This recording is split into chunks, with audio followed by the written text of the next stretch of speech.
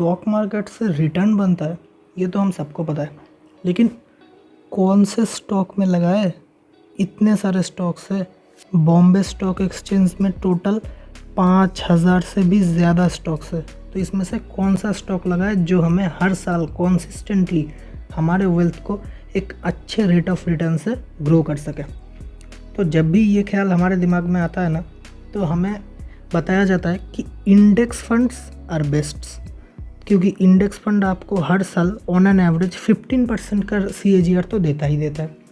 लेकिन हमें भी पता है कि अगर वेल्थ क्रिएट करना है तो इस 15% को हमें मिनिमम 19 to 20% तो लेके ही जाना है।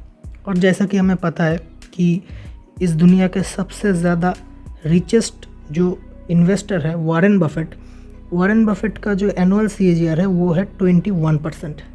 तो हम ये 21% CAGR कैसे अचीव करें? इंडेक्स फंड में तो पॉसिबल नहीं है। और हम डायरेक्ट स्टॉक्स लेते हैं तो हम ऐसे स्टॉक्स उठा लेते हैं जो हिलता ही नहीं है, जैसे कि ITC। जोक्स अपार्ट, तो हम कैसे डायरेक्ट स्टॉक्स में लगा के ये पैसे कमा सकते हैं? तो उसके लिए तो बहुत ही ज़्यादा फंडामेंटल एनालिसिस करना पड़ता है, टेक्निकल एनालिसिस करना पड़ता है, ये करना पड़ता है, वो करना पड़ता है। क्या कोई ऐसा तरीका नहीं है कि म्यूचुअल फंड्स में लगा के ही हम ये 21% का रिटर्न लेके आए? तो अब आप में से कुछ लोग बोलेंगे कि अरे सर, वॉरेन बफेट का जो पोर्टफोलियो है वो तो फॉरेन स्टॉक्स है, उसमें कोका कोला जैसा कंपनी है, उसमें एप्पल जैसा कंपनी है। हम ऐसे कंपनीज को कहाँ से लाएंगे जो वर्ल्ड वाइड बिजनेस भी कर रहा है एंड वर्ल्ड वाइड उसका रिटर्न भी बहुत बढ़िया आ रहा है? तो हम सबको पता है टाटा का प्रोडक्ट्स पूरी दुनिया में बिकता है। रिलायंस में फेसबुक ने इन्वेस्ट किया है। तो ये सब तो इंटरनेशनल कंपनीज़ है। लेकिन क्या हो अगर हमारे म्यूचुअल फंड के पोर्टफोलियो में ऐसे ही कोका कोला, एप्पल ऐसे ही कंपनीज़ हो? तो आज हमें आप लोगों को एक ऐसा ही म्यूचुअल फंड एनालिसिस करके दिखाने वाला हो जिसके पोर्टफोलियो में ना कि सिर्फ ना चलने वाला ITC जैसा स्टॉक है, बल्कि उसके साथ फेसबुक, माइक्रोसॉफ्ट, अमेज़न जैसे बड़े बड़े टेक जायंट्स भी है। तो चलिए चलते हैं हमारे स्क्रीन की तरफ। फंड को एनालाइज करने के लिए टिकर टेप का यूज़ करेंगे। आपको बस ये करना है कि आपको गूगल पे जाकर लिखना है टिकर टेप, एंड टिकर टेप का जो सबसे पहला वेबसाइट है ये वाला, इस पे आपको क्लिक कर देना है। तो हम क्लिक करते हैं। यहाँ पे अब आप अपने मन के हिसाब से कोई भी स्टॉक या फिर म्यूचुअल फंड को ईजिली एनालाइज कर पाएंगे। तो यहाँ पे हम लिखते हैं कोई भी म्यूचुअल फंड, मतलब जब हमारा जो है वो है पराग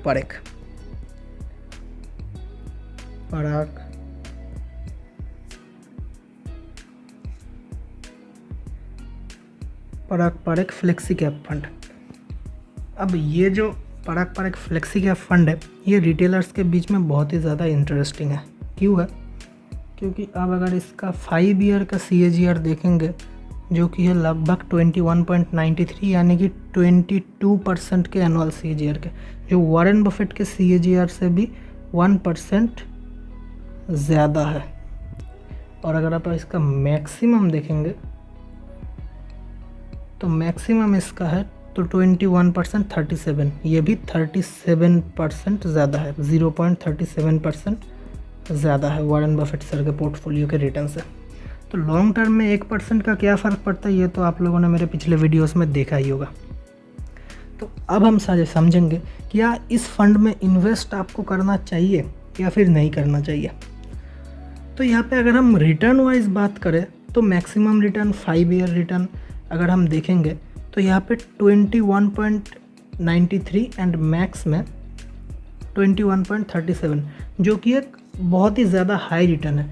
क्योंकि अगर इंडेक्स ही 15% का रिटर्न ला रहा है, उसके सामने अगर कोई फंड 19% का भी CAGR रिटर्न हर साल ला पाता है तो वो भी एक बहुत ही अच्छा एनुअलाइज्ड रिटर्न माना जाता है। क्योंकि लॉन्ग टर्म में कंपाउंडिंग के इफेक्ट की वजह से ये 19% भी मैजिकल नंबर की तरह काम करता है। वहाँ पे ये 21 यानी कि 22 के आसपास का CAGR आपको दे रहा है।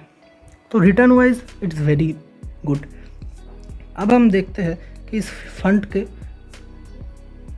साइज़ क्या है। इस फंड का अगर आप साइज़ देखेंगे, इसका AUM यानी कि एसेट अंडर मैनेजमेंट जो है वो है 13,186 करोड़, यानी कि ये कंपनी लगभग 1.8 बिलियन US$ मैनेज कर रहा है। तो इतना पैसा मैनेज करना कोई छोटा काम नहीं है, आएंगे हम इस बात पे आएंगे। लेकिन यहाँ पे आपको दिख रहा है वेरी रिस्की, इसका मतलब ये जो फंड है ये बहुत एग्रेसिव फंड है, ये डिफेंसिव फंड नहीं है। यहाँ पे आप शार्प रेशियो भी देखेंगे। शार्प रेशियो बेसिकली आपको बताता है कि जो इसके मतलब इसका जो रिस्क कैपेसिटी है वो आपका 3.13 है। यहाँ पे अगर आप देखेंगे कैटेगरी शार्प रेशियो, यानी कि इस कैटेगरी में जो है फ्लेक्सी कैप वो सारे रिस्की ही होते हैं, तो उस हिसाब से ये कम रिस्की है। इसका पी रेशियो अगर आप देखेंगे 30.90 है, लेकिन कैटेगरी का पी रेशियो 47 है, यानी कि कैटेगरी के पी रेशियो से ये बहुत ही लो पे काम कर रहा है। इसका एक्सपेंस रेशियो 0.88%, एक फ्लेक्सी कैप फंड के लिए ये बहुत ही कम है, एंड कैटेगरी में ये 97, यानी कि लगभग 0.10% कम है। तो ये सब तो बहुत ही अच्छी बातें हैं। अब आते हैं हम नीचे, यहाँ पे अगर आप देखेंगे ये एग्जिट लोड है। इसका एग्जिट लोड यहाँ पे लिखा है 2% ऑन और before 365 days, 1% after 365 days but not before 730 day, nil after 730 day. यानी कि अगर आप 1 साल के पहले अपना फंड से पैसा निकालते हैं, रिडीम करते हैं, आपको मान लेते हैं आपको मनी हेस्ट देखना है और आपको नेटफ्लिक्स का प्राइम मेंबरशिप लेना है, तो आप सोचते हैं कि मैं 3-4 म्यूचुअल फंड यूनिट बेच देता हूँ तो आ जाएगा, तो आप यहाँ पे बेचते हैं। बेचने पे आपको 2% का एग्जिट लोड लेता है। उसके बाद अगर आप 1 साल के बाद लेकिन 730 डेज़ के अंदर फिर से रिडीम करवाते हैं तो आपको और 1% का लगेगा, लेकिन 370 डे के आफ्टर आपको कोई चार्ज नहीं देना पड़ेगा। मिनिमम SIP, कोई मिनिमम SIP लिमिट नहीं है। मिनिमम लमसम इन्वेस्टमेंट आपको 1000 रुपीज़ का करना ही पड़ेगा। और इसका जो बेंचमार्क है वो है निफ्टी 500। बेंचमार्क यानी कि निफ्टी 500 के साथ इसको कंपेयर किया जाता है। ओके, और ये है ग्रोथ प्लान, यानी कि आपका जो ये कंपनीज डिविडेंड पे करेंगे ये आपको फिर से रीइन्वेस्ट हो जाएगा। ये सब तो हो गया। उसके बाद अगर हम देखेंगे फंड मैनेजर का, तो यहाँ पे अगर आप देखेंगे फंड मैनेजर है मिस्टर राजीव ठक्कर। तो राजीव ठक्कर का जो एक्सपीरियंस अगर आप देखेंगे तो ये है 18 ईयर्स, बहुत ही ज़्यादा एक्सपीरियंस्ड पर्सन है। तो अगर आपको इस फंड में इन्वेस्ट करना है तो उसका, मेरे ख्याल से, मैंने पर्सनली भी इसमें इन्वेस्ट किया है, तो मेरे ख्याल से उसका जो एक बहुत बड़ा रीज़न है मिस्टर राजीव ठक्कर, क्योंकि मिस्टर राजीव ठक्कर का एक्सपीरियंस बहुत ही हाई है। दूसरी तरफ अगर हम ऊपर चलेंगे तो यहाँ पे आपको पीयर कंपैरिजन मिलेगा। पीयर कंपैरिजन में मुझे एक चीज़ थोड़ा सा डाउनग्रेड लगा इस फंड में। यहाँ पे अगर आप देखेंगे जो मैंने आपको पहले ही दिखाया वो है, इस फंड का साइज़ है 13,000 करोड़। ओके, और यहाँ पे अगर आप कोटक फ्लेक्सी कैप फंड पे क्लिक करेंगे, 1 मिनट, तो कोटक फ्लेक्सी कैप फंड का अगर आप फंड साइज देखेंगे वो है 37,000 करोड़, यानी कि इससे लगभग 3 गुना। ओके, और इसका जो रिटर्न अगर आप देखेंगे, इसका 3 ईयर का CAGR 15.56 है एंड लाइफ टाइम 18 है। इसका CAGR लो है, क्यों? क्योंकि इसके पास मैनेज करने के लिए बहुत ही ज़्यादा फंड है, यानी कि इसके पास लगभग $5 बिलियन का फंड है। तो जब आपका कैपिटल बढ़ता है तब आपका रिटर्न भी अपने आप घट जाता है। क्यों? मान लेते हैं सबसे ज़्यादा रिटर्न किस में मिलता है, आप सबको पता है, हम सबको पता है, स्मॉल कैप्स में, क्योंकि स्मॉल कैप्स में जो गुड फंडामेंटल्स कंपनी है वो सबसे ज़्यादा रिटर्न देते हैं। लेकिन मान लेते हैं कि पराग पारेख का फंड है 100 रुपये, उसमें से एक कंपनी का 2% शेयर ले लेता है या फिर 1% का शेयर ले लेता है, जो कि होता है 10 रुपये के आसपास। तो जब वो कंपनी बढ़ता है, डबल होता है 3 साल या 4 साल में वॉटेवर, तो उनका ये 10 रुपये भी बढ़ के 20 रुपये हो जाता है। ओके, एंड इसके 100 रुपीज़ पे ये 110 दिखाता है। तो यहाँ पे क्या हुआ, उनका 3 या 4 साल में इस कंपनी के थ्रू उनका 10% का प्रॉफिट हुआ, राइट। लेकिन यहाँ पे कोटक के पास फंड मैनेज करने के लिए उससे भी 3 गुना ज़्यादा पैसा है, यानी कि 300। अब कुछ रूल्स एंड रेगुलेशंस के मुताबिक म्यूचुअल फंड्स किसी कंपनी का एक लिमिटेड परसेंटेज से ज़्यादा शेयर नहीं खरीद सकते। तो यहाँ पे वो लोग भी उसका 2% लेते हैं 10 रुपये पे, वो 10 रुपये 20 रुपये हो जाता है। लेकिन इनके पोर्टफोलियो पे फ़र्क सिर्फ 310 रुपीज़ का आता है, 10 रुपीज़ का, यानी कि इनके पोर्टफोलियो में ये जो चेंज है ये लगभग 3% के आसपास है, लेकिन यहाँ पे 10%। तो इसी कारण से जो कंपनीज जो म्यूचुअल फंड्स के एसेट मैनेजमेंट, मतलब जो टोटल फंड मैनेज कर रहे हैं, वो बोला जो कैपिटल है वो लो रहता है, वो सारे funds most of the cases में हायर रिटर्न्स देते हैं। दूसरी तरफ अगर हम HDFC फ्लेक्सी कैप की बात करें तो इसका आप देख सकते हैं 25, UTI फ्लेक्सी कैप 20,000, यानी कि इसमें से जितने भी सारे फंड्स इसके साथ कंपेयर किए जा रहे हैं वो सब इससे मिनिमम 2 गुना या फिर कुछ तो 3 गुना भी है। तो इसलिए इन सब का जो CAGR रिटर्न है वो भी घट रहा है। तो जब इसका पराग पारेख फ्लेक्सी कैप का फंड साइज़ बढ़ रहा है तो आपको थोड़ा सा कॉन्शियस होना पड़ेगा कि कहीं इसके फंड साइज़ के बढ़ने की वजह से इसके रिटर्न्स में कोई कॉम्प्रोमाइज़ तो नहीं हो रहा है, रिटर्न्स घट तो नहीं रहा है।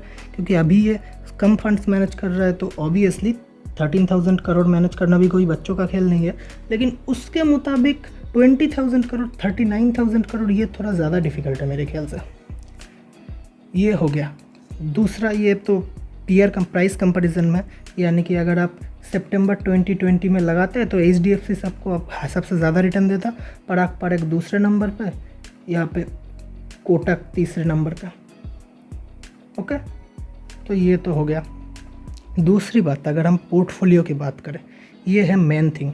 यहाँ पे अगर आप देखेंगे नीचे करंट होल्डिंग्स में, तो यहाँ पे आपको अल्फ़ाबेट INC दिखेगा, बजाज होल्डिंग्स दिखेगा। मैंने कहा था कुछ ना चलने वाले भी स्टॉक्स है जैसे कि ITC, और सबसे बढ़िया बात कुछ बड़े बड़े टेक जाइंट्स भी है जैसे कि Microsoft corporation, Facebook INC, Amazon.com। तो ये सारे कुछ स्टॉक्स भी है। इससे आपको फ़ायदा क्या होगा, इससे इस कंपनी का जो प्राइस है वो तो बढ़ेगा ही, क्योंकि ये सारे बड़े बड़े प्रॉफिटेबल कंपनी है, तो इनका स्टॉक प्राइस जब बढ़ेगा तो आपको फ़ायदा होगा अलग। दूसरा, हर साल रुपीज़ डॉलर के मुताबिक डिप्रिशिएट होता है। इसका मतलब क्या है,